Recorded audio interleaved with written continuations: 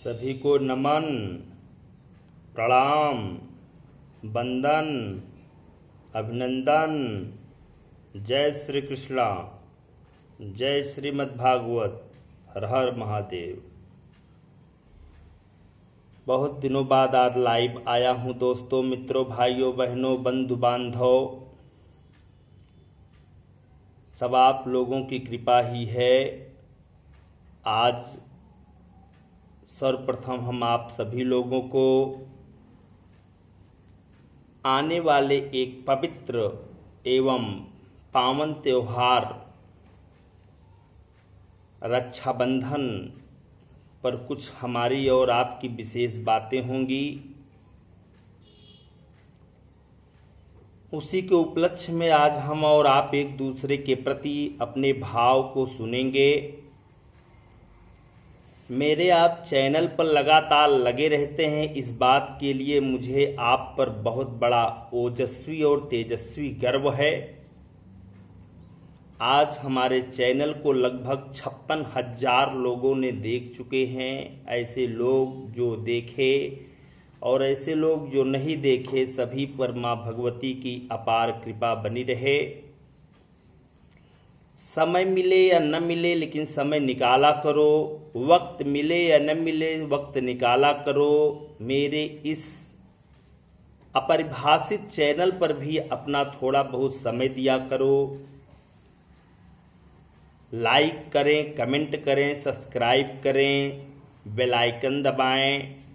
इसी पर आपको बहुत प्रसन्नता मिलेगी। इससे हमारे समस्त वीडियो आप सभी लोगों को मिलते रहेंगे। जय हिंद, जय सियाई। प्यारे मित्रों, रक्षाबंधन श्रावण मास के पूर्णिमा की पवित्र पावन अवसर पर मनाया जाता है। पावन शुभ घड़ी पर मनाया जाता है, शुभ मुहूर्त में मनाया जाता है। यह पूर्णिमा का त्योहार, यह पूर्णिमा का ऐतिहासिक पर्व, यह भाई बहन का एक अद्भुत प्यार आगामी 31 अगस्त को सुनिश्चित किया गया है। क्योंकि 30 अगस्त को 8:58 तक जो है भद्रा है।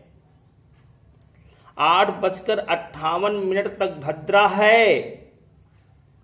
इसलिए इस दिन को हम शुभ नहीं मानेंगे, क्योंकि भद्रा अर्थात अशुभ, और अशुभ कार्यों में कोई भी शुभ कार्य नहीं किए जाते हैं।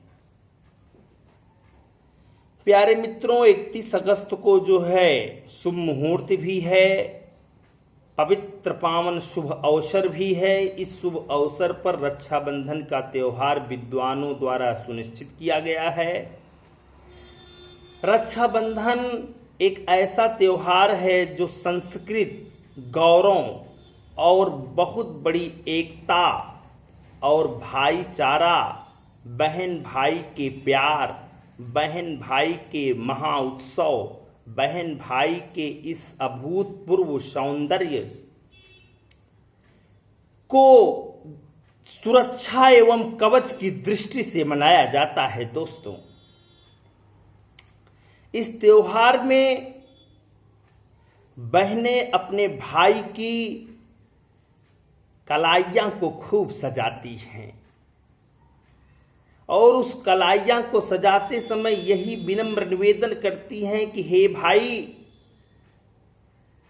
हे भयहरण, यदि मेरे जीवन में कोई भी मुश्किलें, कोई भी कठिनाइयां, कोई भी परिस्थितियां आ जाती हैं, तो उसका निराकरण भाई आपको जो है करना पड़ेगा। कलाइयां इसीलिए सजाती हैं। और फिर भाई अपने बहन को कुछ उपहार स्वरूप, जो भी आशीर्वाद स्वरूप, जो भी प्यार स्वरूप, दान दक्षिणा, खान पान, सम्मान का भाव होता है, वो उन्हें खूब खिलाती हैं, पिलाती हैं, बैठाती हैं, उठाती हैं। उस दिन हर घर में,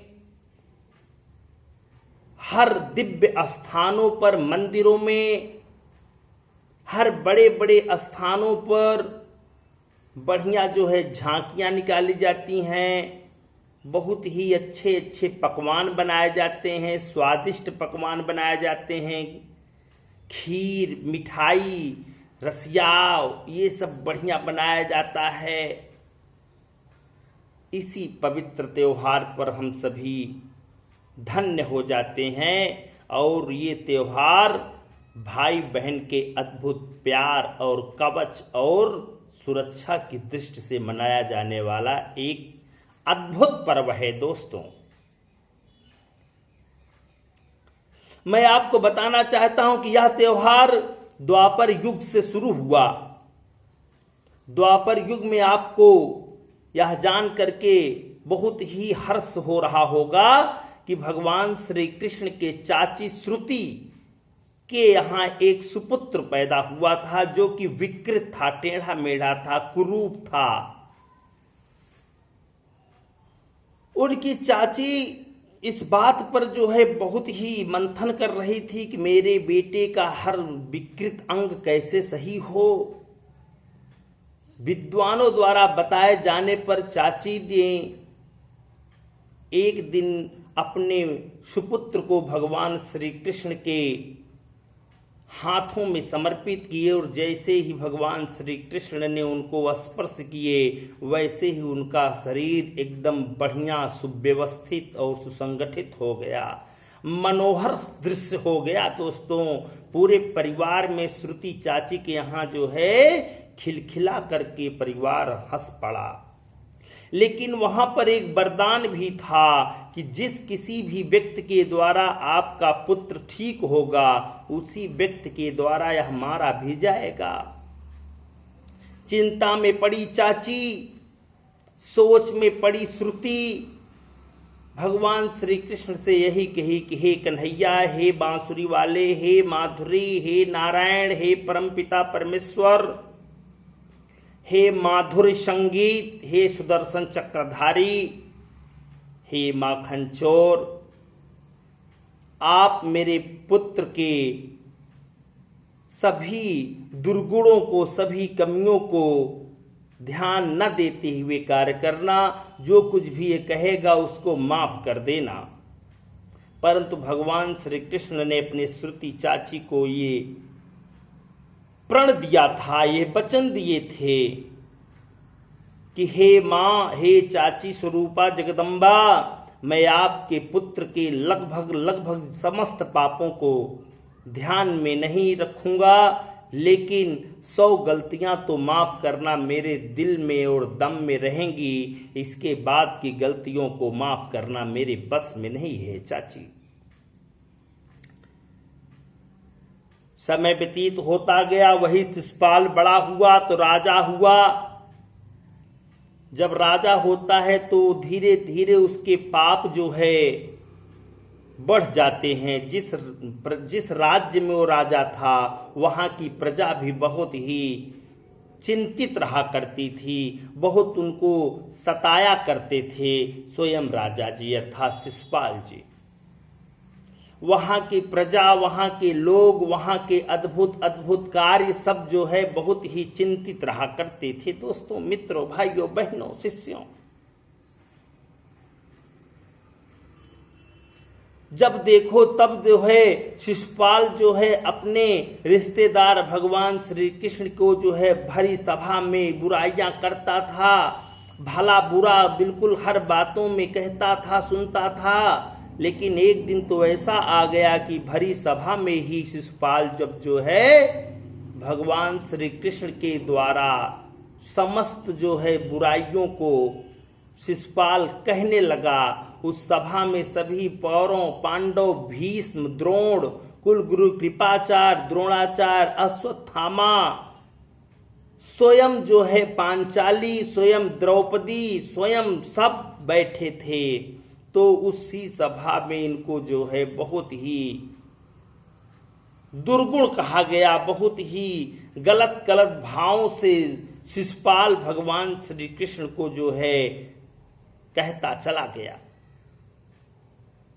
जब 99 गालियां दे चुका तो एक बार भगवान श्री कृष्ण ने शिशुपाल को टोका, समझाया, बुझाया कि हे शिशुपाल अब हद मत कर देना।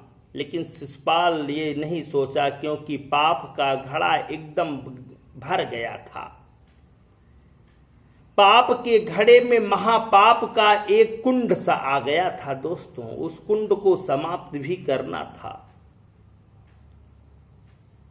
उस कुंड में इतनी बुराइयां आ गई थी कि जब 100 गाली पार कर दिया तो उसी समय भगवान श्री कृष्ण ने अपने सम्मुख कनिष्ठ अंगूठा के बगल तर्जनी अंगुली से जो है सुदर्शन चक्र को स्वरूप धारण किए।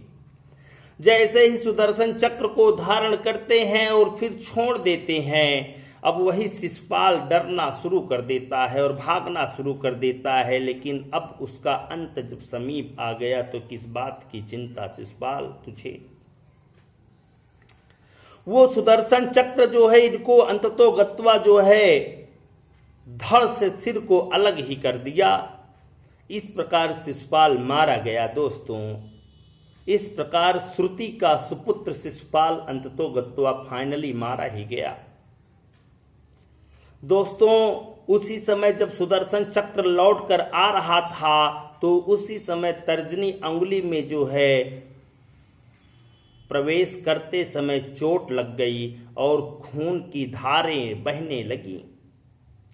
खून का, रक्त का एक प्रवाह जो है निकलना शुरू हो गया दोस्तों, मित्रों, भाइयों, बहनों, शिष्यों।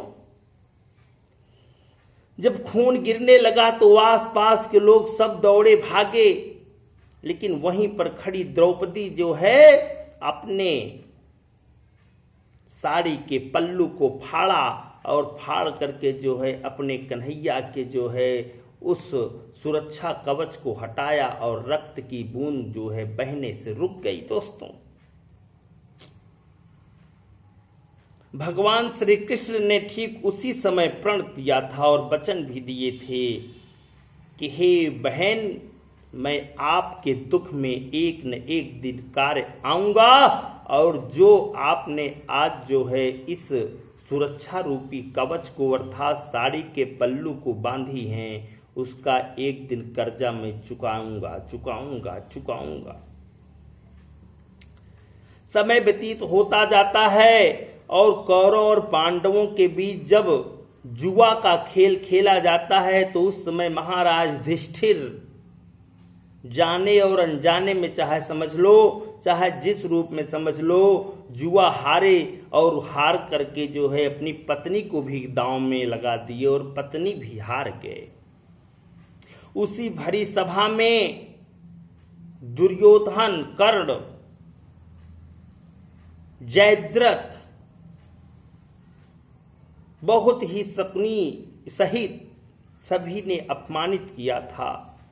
और उसी समय जब जो है दुशासन चीर हरण करना शुरू कर देता है तो लज्जा से लज्जित, शर्म से भरी हुई मां द्रौपदी अर्थात बहन द्रौपदी ने अपने भाई को जो है पुकारा था। उस समय कन्हैया भोजन करने ही जा रहे थे कि भोजन तत्काल छोड़ करके जाते हैं और अपने बहन के उस राक्षसी रूपी चंगुल से छुड़वाने के लिए सर्वप्रथम ये प्रयास करते हैं कि वो सारी कितनी बड़ी नारी हो जाए।